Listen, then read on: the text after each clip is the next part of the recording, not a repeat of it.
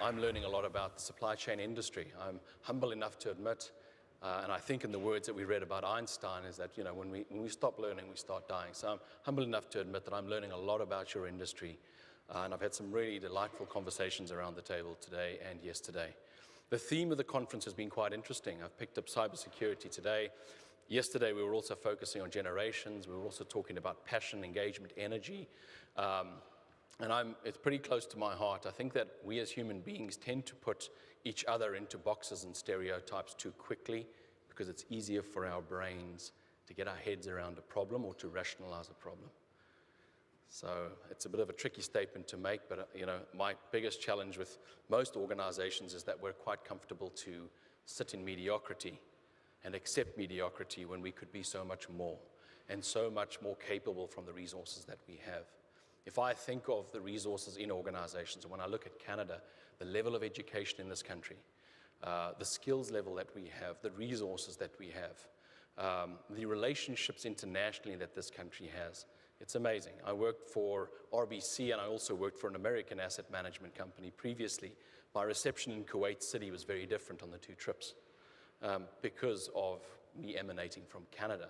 At the time, I wasn't even a citizen, and most of the questions I got was around the economy, around the people and the politics. It wasn't even around the financial products we were offering at the time. So my topic today, I'm going to dive right in. Please, on time, I know we're a little bit off on time, but please signal to me and let me know. We're good? Okay. And I'm going to walk around. I want this to be a discussion. I want to learn from you. I'm not going to be behind the podium. So I'm a pragmatic South African. If I say something you don't understand, shoot me down, throw something at me, okay? We're good with that, okay? We know that we've made mistakes in the world as a country, so we're also good with that. So please, we're learning from humanity. We're learning from each other. And that's what I'm here to say, is we don't always get it right. Even across generations, we have this impression that millennials are one thing and baby boomers are another thing. Good and bad news, guys, yes, we are different, but fundamentally, you're still a human being. Your parents were made up with a certain DNA, and so are you as a result of that DNA. So we kind of get lost in all this concept about a millennial is this, a Generation Xer is this. And throughout societies, even after the Industrial Revolution, people's roles changed. And naturally what human beings did was put people in boxes, even from those early days. People were losing jobs, and we think we've had a severe recession and economic difficulties in this country. Can you imagine the amount of people that lost jobs through cottage industries being collapsed into large companies, which were very dangerous places to work? So we've come a long way, but we've still got such a long way to go to understand each other. I'm going to give you a little bit of an insight. Drake, for those that you don't know, is a company. We've mentioned some brief factors around the company. This is not in any way to punt the company, but at least this is where I come from at the moment. This is my home at the moment, and we've got a good team of people. But we specialize in recruitment, but also in human resource solutions around the world. And what we find time and time again in the audiences that we speak to and the companies that we work with, very often there's a lack of recognition of their own internal talent and resources. And sometimes it's up to us, and incumbent on us as vendors, to say, hang on, you've actually got some pretty good resources. Why don't you leverage those more? Or how do we measure people and improve collaboration? How do we improve accountabilities in organizations? So I'll share some insights both from a Drake perspective, but also from a personal perspective. I picked this up from your media here, and some of you might have read this in the article here, in the newspapers here. Each generation changes from the one before, and the change brings contempt for those entrenched in their ways. One day, the millennials in charge might be shaking their heads at the younger generations as well. And isn't that funny? Baby boomers probably had the same thing. Who are these baby boomers? Want to shake up the world and change the world. And then we had the Vietnam War and all the creativity that came out of LSD. Yeah, I think that at the end of the day, humanity learned from that. We're evolving. We're learning with chemicals and what they do to our bodies. We're learning that all the time. So I think that, each generation has this element of contempt for the one before. We did it better than you. When I was at school, it was so much better. And now that I've left that school, it's a terrible place to be. So we have this. We're human beings, folks. This was the point I wanted to make also. This is an advert. Previously, it's an old advert, and here we had cocaine being offered to alleviate toothache. Over a counter, you could buy it.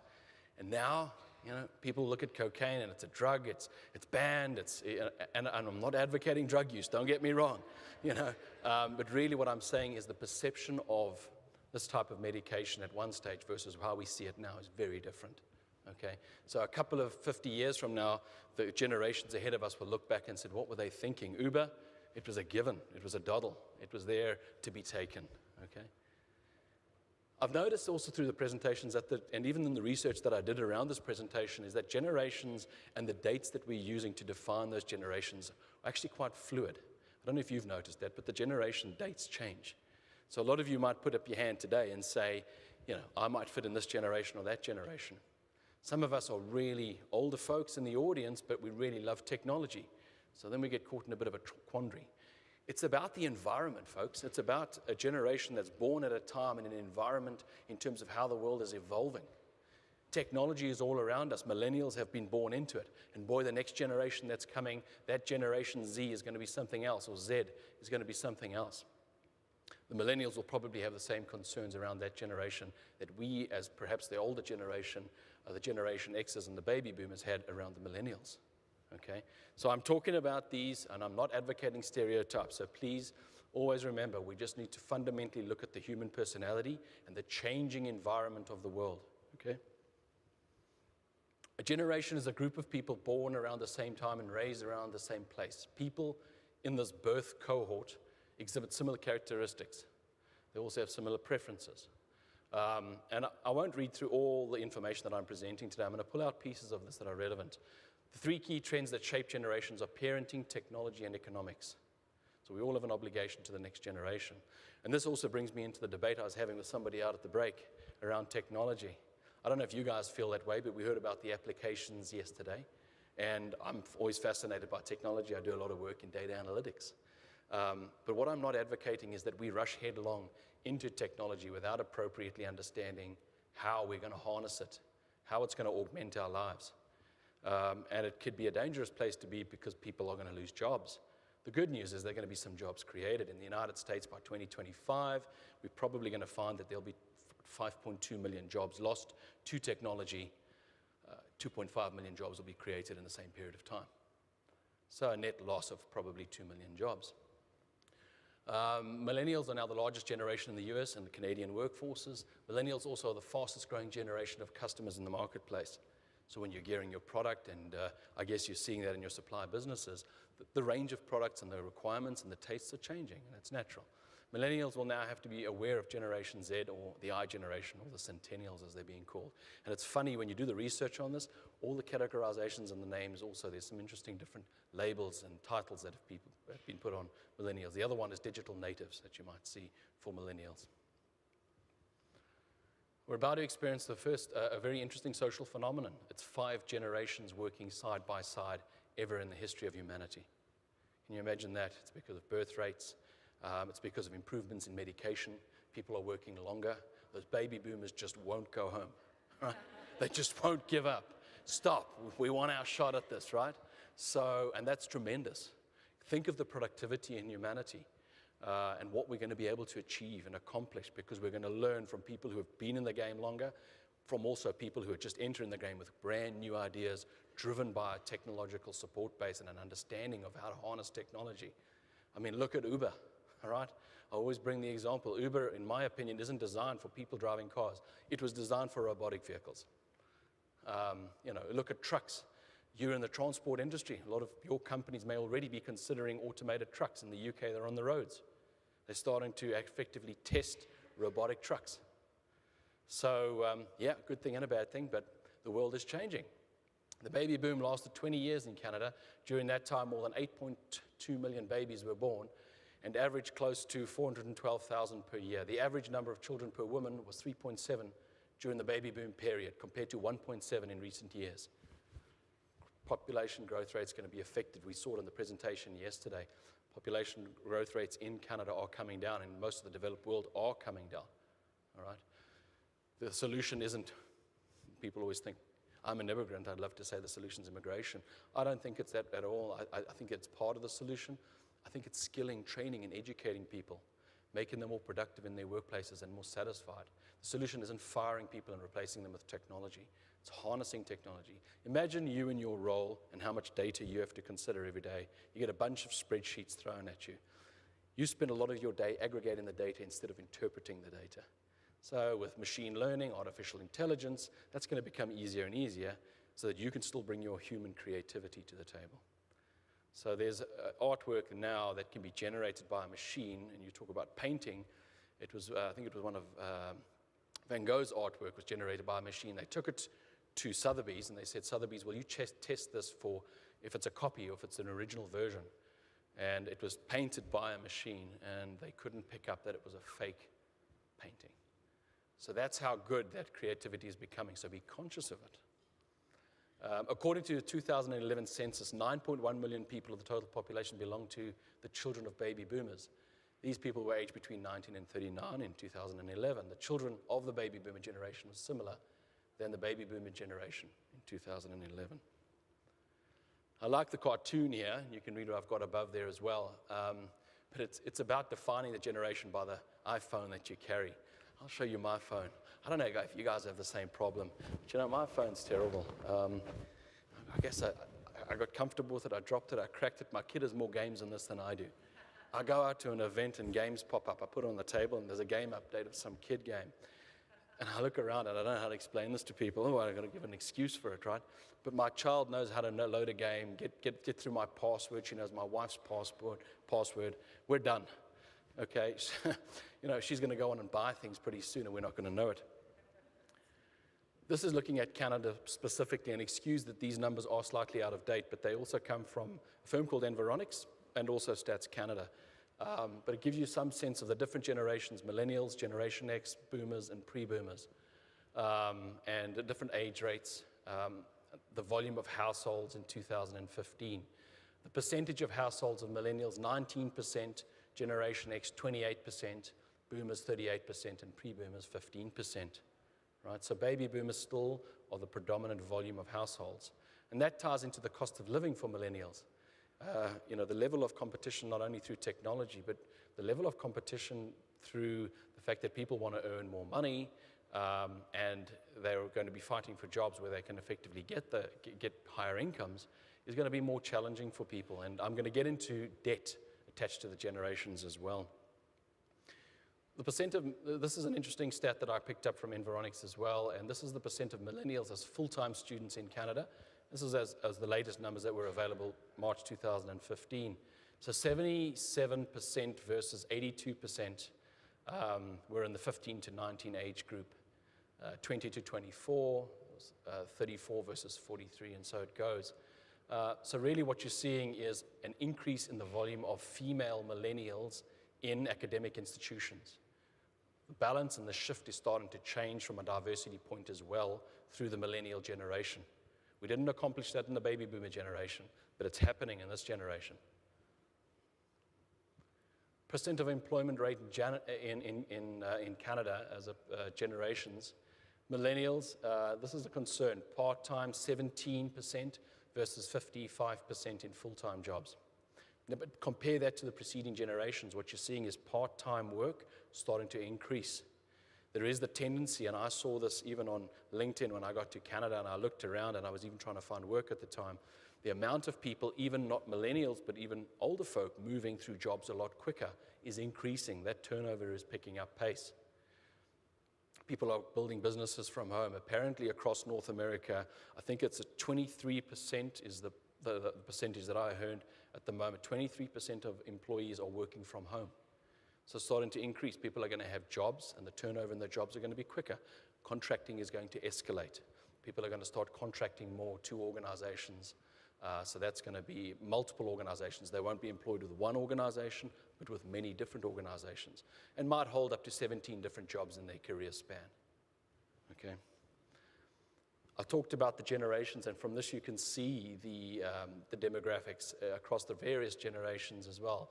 So Generation Z, which is the next generation, which effectively is the one that will be the children of the millennials, is obviously lower, but the biggest generation at the time that this was done in 2015 was still baby boomers.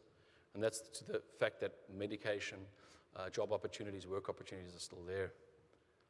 It's funny, when you travel the world and you see different countries, this can sometimes also be influenced by politics, culture, etc. in those countries, access to work. And you know, what you are seeing even in South Africa And markets which were very patriarchal historically is a shift towards opening up. Qatar and these places are starting to gradually open up and change. So even from a point of view of diversity in the workplace, you're seeing that change across generations. So here are some interesting details on millennial women are outperforming millennial men in the classroom. Millennial girls tend to outperform boys in elementary or secondary schools, achieving higher grades and pursuing tougher academic programs.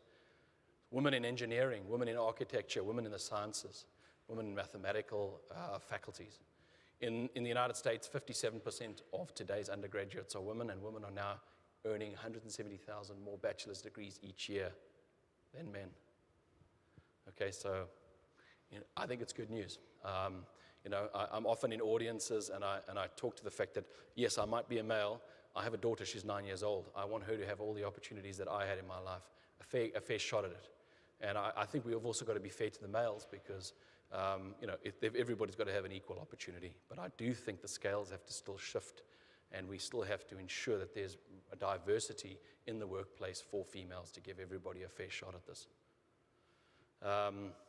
Millennials need to feel like they are doing important, what they're doing is important, and that they are on the right track. They grew up with a constant praise from their baby boomer parents.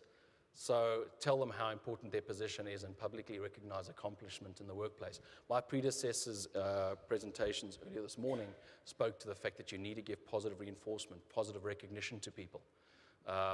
I've worked for companies and I've made mistakes in companies when I was heading up and I was one of those BOSSs. You make mistakes, you're a human being, and one of the mistakes that I made was not giving enough public praise. We assume too often that people get it, that what they do, they get paid, therefore that should make them happy, right? We're now dealing with a generation of people where that's actually not as much of a, the recognition is important. It's not the salaries and the wage that they're earning is as important as things like social responsibility, community involvement, volunteer work. So when they're looking at companies, where are you going? So I'm going to ask a question to all of you. What social media sites do you use when you look for work? Throw out some names. I'm hearing LinkedIn. Any others? Indeed. Pardon? That's it. There's 3 already. Do you know that Indeed gave a presentation beginning of last year where they said that the average employee that comes through Indeed lands a job and they can see within a 90-day period that that person reactivates their search process after landing a new job, 90 days. So they're seeing it on their side. So what's happening is these job sites are creating an ease of access to multiple new opportunities for people. Labor is becoming more competitive. We've had, in the presentations this morning, people have talked about the talent gap and the fact that there is going to be a squeeze, even in your industry, a shortage of talent in your own industry. I think that's a tremendous opportunity, I do. The other aspect that's changing is look at the demographic. As people are getting older, there's going to be a need for board positions to be filled. And they're probably not going to be filled by people that look of my complexion. They're probably going to be or of my gender. And that's going to change. It's going to become more diverse, which I think is a great thing. And I think Canada's supportive of that. Millennials want to feel like they have an open and honest relationship with their manager and co-workers and ensure that they understand compensation performance review processes as well. The request through data, through the effect that your BOSS can no longer say to you, hey, you know what, this is a very subjective interpretation. So here's an example. I was working for a company. I went up to an annual meeting in Dubai, and I was told there that because I was part of the executive, we would have my end-of-year review. I waited for a week. We did all the presentations. Everything was rosy. The last night I was in Dubai, the person that I was reporting to said to me at about 11 o'clock, maybe we should do that review. We went back to his hotel room. He had a couple of glasses of wine. We sat down and had a chat while people were bringing in shoes, clothes for the next day because he was flying out. And I was an executive in this business. Within 6 months, I resigned because he wasn't prepared. He didn't have the facts. He was making a subjective call on my bonus. And that's not correct. So as managers and leaders, there is going to be an expectation on everybody to show the facts, use the data. The data will become the objective source of the truth that everybody can effectively align to. And that's, I think, where the millennial mindset is show me the data. Don't make it a subjective discussion from an HR perspective or from a leader's perspective. Generation Y, digital natives, Generation Me, Generation Rent, echo boomers. Some of these are derogatory statements, in my opinion. I think at the end of the day, these are the next generation that's coming along to advance the world. Labeling and stereotyping people, take it from a South African, is terrible and we shouldn't be doing it. Raised and immersed in a world of digital technology, shaped identities, weary of human nature, the age of terrorism. So what political influences have influenced this generation? Think of it, Brussels, France, you name it, World Trade Center. It's endemic. They've grown up in a society where they have to be careful, and perhaps more so than other generations before them. They're not as skeptical of governments, a little bit more trusting, apparently, of governments. Look at, I take the current Prime Minister of Canada, Mr. Trudeau, and his social media campaign. I look at Mr. Trump and his social media campaign. I look at Barack Obama and his social media campaign. It was all about, here I am, I'm sharing, I'm Twittering away, and we all know Mr. Trump says some terrible things on Twitter, but the fact is, he's sharing. The other aspect was less raised by both parents, placed parenthood and marriage rated higher than success. So they look more at family success rather than putting every bit of ounce of their success rated according to their achievement in the job place. 34% of parents, higher volume of younger mothers that are emerging in the millennial generation. Respect elders and tend to have less differences with parents. So these are some of the qualities and characteristics that you'll see. I talked about debt, and this is quite an interesting one. We often think that millennials are people that want to jump up the queue a lot quicker. I'm going to tell you they have to. Because if they're going to survive and they're going to afford to buy a house in a place like Canada, they're going to have to move up and earn a decent income. So can you blame them? No. So this is some of the details here. According to a recent survey by BMO Economics, millennials are earning 2% more than their parents did at the same age. Only 2% more. So let's look at adjustments in the cost of living, inflation, price of properties. Millennials on average are accumulating debt levels of 260% higher than their parents had at the same age in the 1980s. 260%, that's ridiculous. We know that Canada's savings rates are not high enough, and they should be higher across the board, but this is the next generation, folks. These are the guys that are going to contribute to pension schemes that would ultimately fund older generations. So what's going to happen to pension schemes when they're underfunded? You're also going to be affected by it. All generations are going to be affected by that. Under 35 households owed $36,000, let me just put it this way, $36.44 per $100 in assets in 2012, an increase from $10 per $100 in assets in 1984. This may indeed be the first generation worse off than their parents if you add up the cost of living and what they're earning. Also, go further down on this page and you see the amount of time that it's going to have to take them. Minimum wage worked to pay for undergraduate degree has more than doubled. They're going to have to work harder to pay off their education. Right? This is also from your newspaper here, quoted from Andrew Roberts in the Calgary Journal. For the younger millennial Calgarians, it seems that most important issues are student debt, buying a house, differing generational morals, and finding a place in the current struggling economy. This example that she gave, Taya Schneider, is a 23-year-old millennial. The nursing student goes to Columbia College in Calgary and was set to graduate in December 2016. In the chilly basement of her parents' home, she sits on the couch across from the TV where a rerun of Game of Thrones plays in the background. Schneider plays with her light blonde hair and talks about her dream of becoming a homeowner. Schneider's goal is starting to feel like a pipe dream. She says she started saving some money for a home, but all went towards her tertiary education adventure that put her into debt. Okay, there's some startling truths here, guys. I hate to be the bearer of this, but I said it at the break, we can all hop on the Titanic and play the piano and wait for the iceberg to hit us, or we can start looking at the world around us and people. We have an obligation as older generations to pave the way for the next generation. Okay, if we're going to survive and prosper in the future, it is our obligation. The one generation needs to assist in paving the way for the next, and that's the way it will succeed. But it's not a situation of let's rapidly introduce technology which effectively cuts 1,000 jobs from a company. And what are those 4,000 individuals? Because there's families behind every 1,000 employee, all of those thousands of employees. Maybe 4,000 individuals are impacted by that. So it's all great to read in the media that we cut profitability and we had to cut 1,000 employees and we all made more money. What about those people, okay?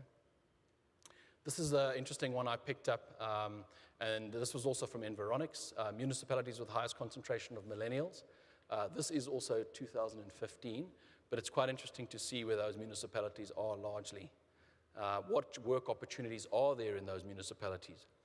What ends up happening with these small municipalities when the millennials leave and go elsewhere? Those towns and cities begin to die.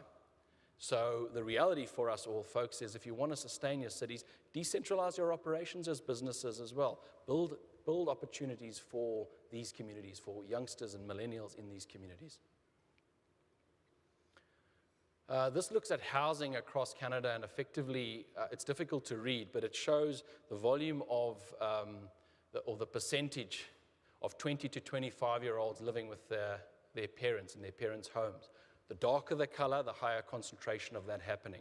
Now, we know in Canada, demographically, the population is located in certain distances from the border, but the reality is here, if you look at Toronto and certainly the eastern part of Canada, more and more and a greater higher percentage of people are living with their parents in their basements. I don't know, for those of you that have children, whether you're looking to buy apartments ultimately or some place for them to live, because it's going to be very difficult for them to leave your house. They'll probably be married in the basement with 2 kids. So that's not a prospect I want to face with my daughter, you know. So yeah, it's too much.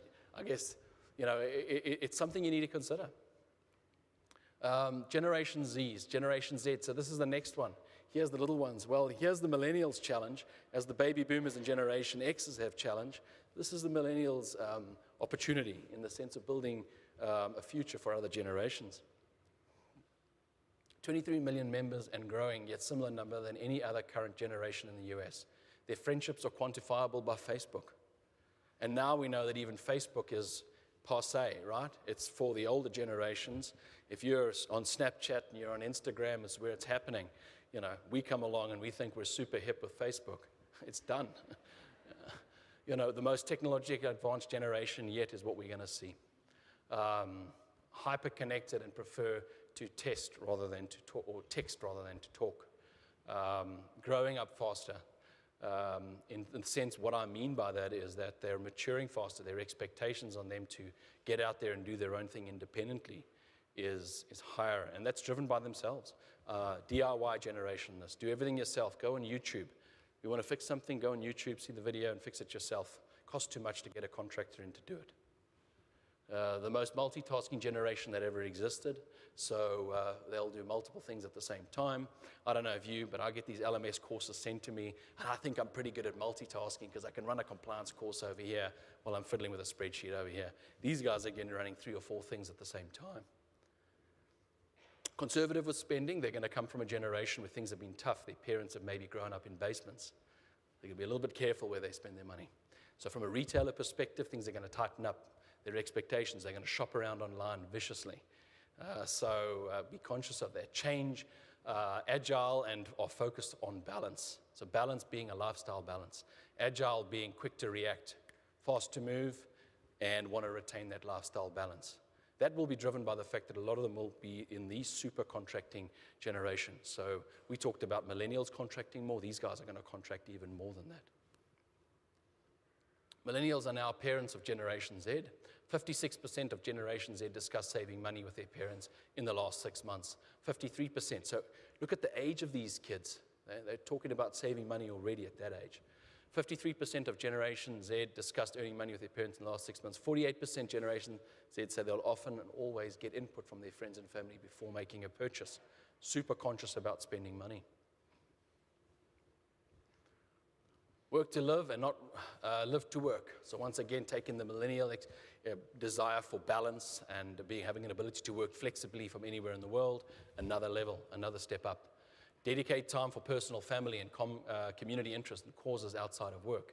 Escalate the SRI. So by SRI, I mean social responsibility investing, or ESG, environmental, social, and governance aspects attached to companies. I heard a very interesting speech about the former CFO of Enron. And I don't know if you've heard him speak, but he is a tremendously humbling individual. When you first hear him speak, you think he ripped a bunch of people off and lost millions for pension funds around the world, and he admits that he did. and he shows you his federal criminal card, and he takes you through this. But what he comes back to is the interesting thing that he did. He took the 3 case studies. It was in Toronto, it was on a call. He's not allowed in Canada because he's got a criminal record. And he said to the audience, would you do this? Would you do this? Would you do this? And each one, people said, absolutely not. We would not invest in this company. We would not allow this to happen.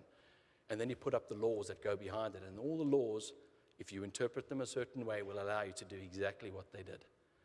And he said the biggest problem that he had was he did not do what was right principally for the company. He did it because he was paid and he was promoted to do it. This goes back to this generation because they're going to be more concerned about what is right from an integrity point of view. Okay, money is going to be challenging for them, but they're going to be looking more at community and the challenges in the world and the challenges in communities to work together and improve things. They'll work untraditional hours, so when you're working with them, they're going to be coming and going at different times. Demand to be engaged, so talk to them as leaders even more so. Be flexible and drive change. Be loyal to self rather than loyal to their company. So these guys will not align because they're contractors and they come from an environment where it's been pretty tough to find work. They're not necessarily going to be dedicated and loyal to one company, work for one company for 20 years. That's not going to happen for them because they know that there's limited loyalty, and loyalty is a two-way street. Be highly collaborative and share best practices and information. Expect their leaders to collaborate with them. Embrace diversity and inclusion. Be straightforward in their communication about their likes and dislikes and want immediate and candid feedback. This is the true rise of contractors juggling multiple jobs. Remote working is the norm, not the expectation. There'll be hub and spoke engagement models. I'm in a particular location. You might be all around the world, and we'll work and collaborate together. AI as a colleague or boss is an interesting point. Artificial intelligence, machine learning, 2 different aspects, not necessarily the same thing. And they will see AI. So let's take Watson, let's take Siri, let's take Cortina, whatever you're using on your devices. And they are effectively becoming the colleague. They will interact and talk to Watson as if it's an individual. Okay? They will expect the feedback, prompt feedback from Watson. That's going to be a massive game changer for management because management could be displaced by AI. Grappling with the cost of high unemployment. I've mentioned SRI and ESG as well. Because of the cost and the high nature of unemployment that could occur in certain industries, they will be more conscious about what is the impact to the community and the society. Company and manager score will define winners and losers as well. So what I mean by that is you're going to be rated and scored. You've all heard of pulse surveys. It's going to go to the next level. A pulse survey is not going to only operate monthly, but it's going to potentially operate on a weekly or daily frequency. Walk into the office, you've all been through an airport, you hit a smiley face today. Well, there's your manager, hit a smiley face today or a sad face tomorrow, right? Aggregate the data up, and that's how the manager looks. Aging population, more people exiting the workforce, which will reduce economic growth. And that I talked about, that pension fund deficit that could arise if people don't have work and we replace everybody with robotics. The other example I'd bring to bear is everybody believes that when robots run the world, apparently, which I don't think will happen, people are going to go and lie on a beach and relax. Well, you're going to be lying on a beach scratching for food because you're going to have no money coming in. All right? So don't be naive about this. Technology will displace jobs, but it's how we harness it. If we're careful about this, we'll be able to harness it more effectively. After peaking at 4% in the 1970s and averaging 1.6% growth in 2002, stats can suggest that the labor force will grow by only 0.5% a year in the 2020s. Training people, education people, effective leaders in the job place, being a little bit more flexible about how you read different generations and not assuming that we all are driven by a paycheck. The number of new retirees in Canada has jumped from 170,000 annually 5 years ago to nearly 250,000 today. With a few years, we may face retirement rates close to 400,000 per year. What does this mean for Canada? Working age population, it's diminishing. Will that be replaced by technology or not? The jury's out on that. We'll wait and see. Innovation and productivity could assist in creating new businesses and driving productivity up. Of course it will. And I think that what we have to do is ensure that there's a healthy balance between human creativity and artificial intelligence and machine creativity. Canada's productivity rates, amount of economic growth per hours worked, this is interesting, is 25% below US levels. I got a question once from somebody in an audience that asked me, why is Canada's productivity rate lower? I said, I come from South Africa, and there's another person here, I think, from South Africa, and that person might relate to the fact that if you don't have a job for 6 months, you're on the street. There is nothing for you. So that partly drives that. It's a desperation to survive. We're very fortunate in Canada, and I'm very fortunate to have my family here, that we don't have that. But it doesn't mean we should lose our productivity. We should still be out fighting for it. Canada is ranked only 22 in the World Economic Forum Global Competitiveness Ranking, including being ranked at 27% in private sector research and development. 27th in the world. Those have come off, folks. Okay, we've got to get back there, all right? That's by being creative leaders, by integrating well across generations and communicating better across generations. Looking more particularly at what you're going to do to train and attract talent. So historic ways of attracting talent. Designations, give me a great title, give me a parking bay, membership at a golf course would be nice. Travel, all these types of things, company holiday accommodation. These were the kind of things that some of you might be familiar with that we use to effectively attract talent to the organization. New ways of attracting talent, still compensation. Compensation isn't gone completely. Of course it's there. Office culture and amenities. More and more, I don't know if you find that, but I'm 47 years old, and what's more important to me now than ever is the office culture. All right? We're getting to a point in our lives where we're saying, it's got to be more than just going to work to slog it out for a paycheck every week. Access to public transport and cycling provision. Cycling, big problem in Toronto with traffic. Cycling's all over the place. City wasn't designed for it. Well-meaning, but that's where we're going to have to go. They're going to cycle to work. Exposure to diverse projects and diverse responsibilities. High rates of promotion and career planning. More and more companies are falling down on career planning. There's no succession, and there's insecurity by managers in terms of over-empowering or over-training subordinates that might threaten their positions. Wake up, it's going to overtake you if you don't get on board and effectively build that resource, build those individuals that report to you. They effectively will overtake you anyway. Non-job related education and formal certifications. This is an important one. We touched on it yesterday. The gentleman that spoke in the afternoon, spot on. I'm sick and tired of recruiters, and I come from a business where we specialize in recruitment, and it's something we're trying to change in our business, is to have recruiters focus not so much on qualifications, but on the aptitude and the fire in the belly. Where's the energy? How much does that rate versus an MBA or PhD? I don't know if you've had MBAs or PhDs, and I'm fine with both qualifications, but it's what you do and how you apply yourself with that qualification. It doesn't mean that you're a star performer or a star employee. You could be an autocrat, a dictator in the organization and absolutely destroy your teams. Community involvement, I've mentioned, strong corporate brand and flexible working hours, clearly defined and accessible corporate policies and procedures. We talk about gray areas, yes, but from an HR perspective, be very careful. It's going to be litigious up the yin-yang because the data is going to be public. Historic ways of retaining talent, looking once again, compensation still in there, status and corporate recognition. This is holding employees in your company, keeping them in your company. Family Christmas parties was another big one.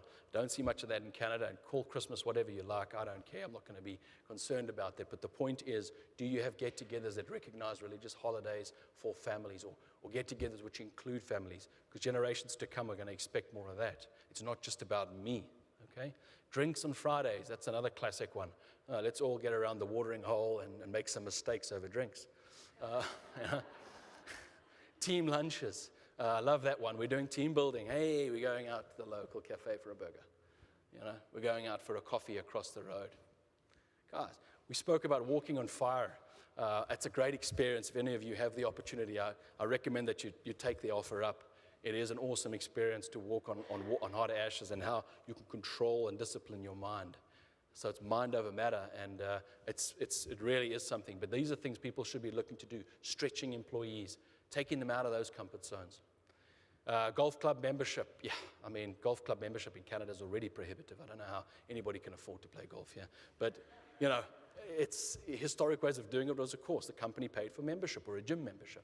Corporate benefits, traditional corporate benefits, and vacation. New ways. Compensation's still there. We haven't lost it. Having one's voice heard and receiving feedback, right? I'm heard in the company. How many younger people in the audience? So I'm going to challenge you here. Put your hand up. Do you think you're heard in your organization when you come up with an idea? And if you do, that's fantastic. But show me your hands. Are your ideas heard? Good. I'm seeing some hands. More than I expected, which is great. But I'm seeing a whole lot of other hands that are not up, right? So that's another aspect. Constant feedback and corporate transparency. I don't want to read about the problems of my business in our annual report or on the news when it's made national media or on Glassdoor. Access to company amenities, food, refreshments, and quiet zones for meditation. Yoga and health classes offered at work. Childcare at work. We do exit interviews for a large company here in Canada nationally. And one of the biggest issues that came up was a particular location was not attractive for female employees to work because they didn't have an on-site childcare facility. And those female employees, though they were excellent, were leaving and going elsewhere because they'd have families and they want to be near to their children. Team building exercises I've spoken about. Be creative, folks. Coffee at the local shop's not going to cut it anymore. Get out of your comfort zone. Walk on hot coals. Corporate benefits and access to new technology. I join a company, and what do I get? You get your BlackBerry, right? BlackBerry's a great company, but for a millennial, they're not going to buy that. You've got to empower them with technology. Give them a tablet. Give them access. You saw the examples that we've already received about apps. Give them the ability to explore apps. Have teams created to explore innovation, and that's what Apple and Microsoft and the others have. Teams that get together that all they do is explore innovation. Flexible time and vacation as well. Flexibility about managing vacation, carrying vacation, and keeping those types of credits. Avoid procrastination, decisive leadership. Nothing worse than I think the millennials and the Generation Zs are going to get frustrated with is we take too long to make a decision meeting after meeting. Objective accountability for underperformers. Yeah, they care about each other, but at the same time, if you've got somebody on the team that's not delivering, if you as a leader don't address it, you're only going to lose points in their mind. You're going to be seen as a leader which lacks real integrity, or you're kind of a person who's not putting their money where their mouth is. Job-focused and broader educational development, leverage this. So not just job-focused education, but broader education opportunities as well. People are going to be looking for that to stay with an organization. Reduce silos to share experiences and build internal corporate exposure. It doesn't all have to flow up through the structures. You can have websites created where people can put comments on there anonymously, and companies can actually implement that and leverage those ideas. People want to be heard. Career planning discussions at least twice a year. Be prepared. Don't do the fireside chat in the Dubai hotel room. Really, just be prepared. Go to it prepared. Show them respect. They've worked hard. Objective data-driven performance reviews at least quarterly. We're talking about green sessions as well. We just started a green session in Drake, and it's been terrible, I'll be frank. The feedback that I got, I sent this out, did it across the company, and I got 6 people completed a request for feedback. 6 people. 66% of the 6 effectively said we liked the green session. These things don't start overnight and are a massive success immediately. Persevere on. We are continuing with our green sessions, and what that is, you get on a call, people can anonymously share insights and say whatever they like. It started way back in Asia in the 1970s. It's nothing new. So it is designed to be an open forum where people share, and they can also use a anonymous chat facility to share ideas on the call.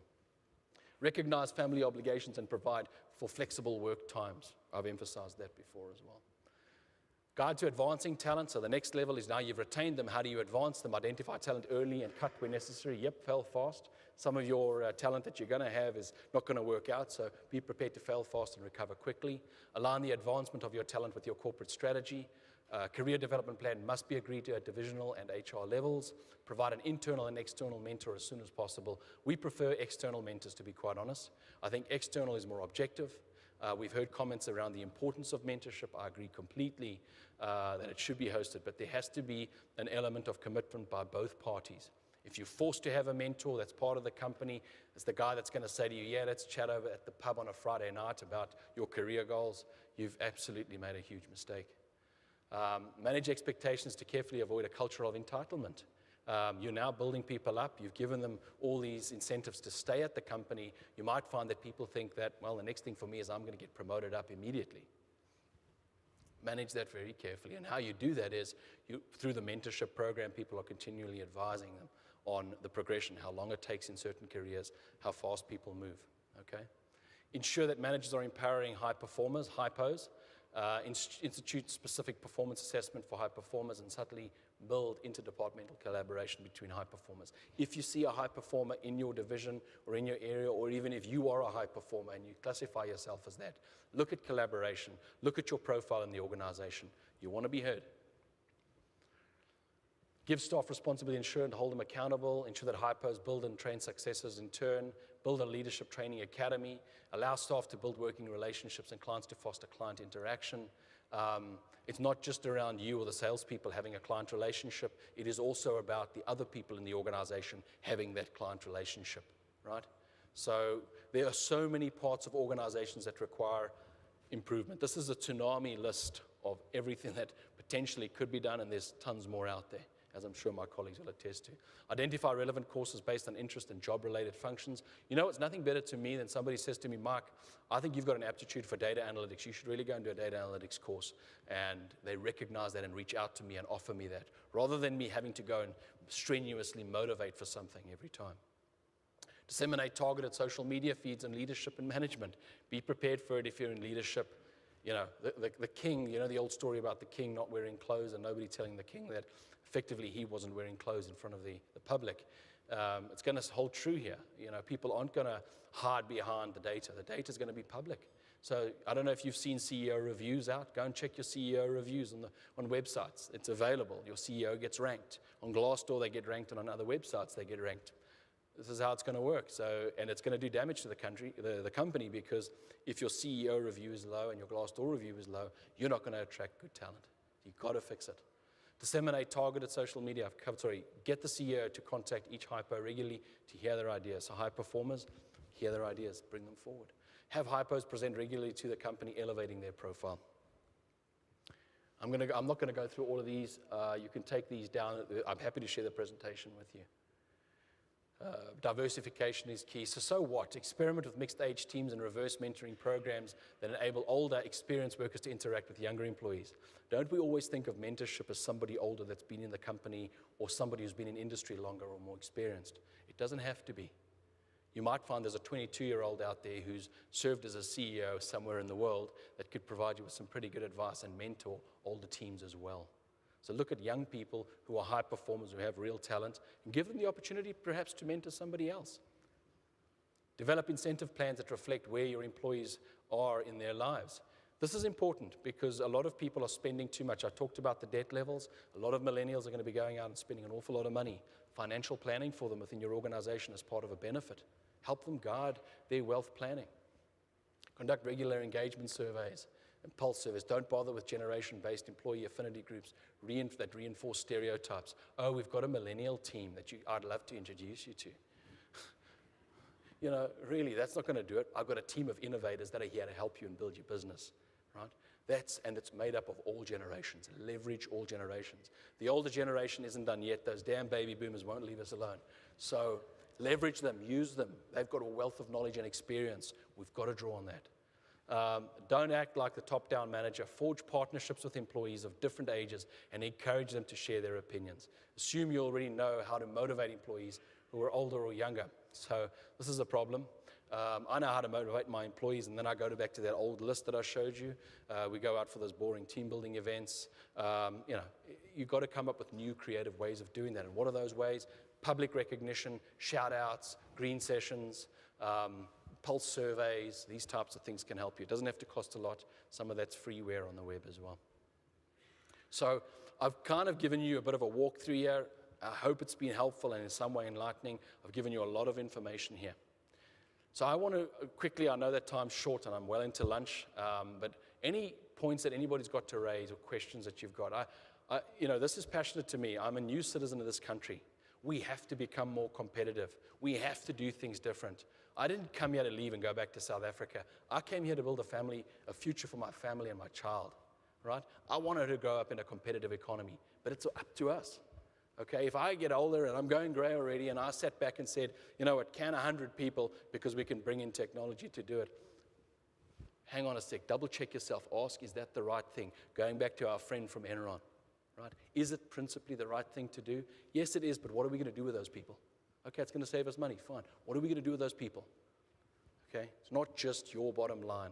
There's a bigger picture happening here with a technological revolution underway. Don't lose sight of it.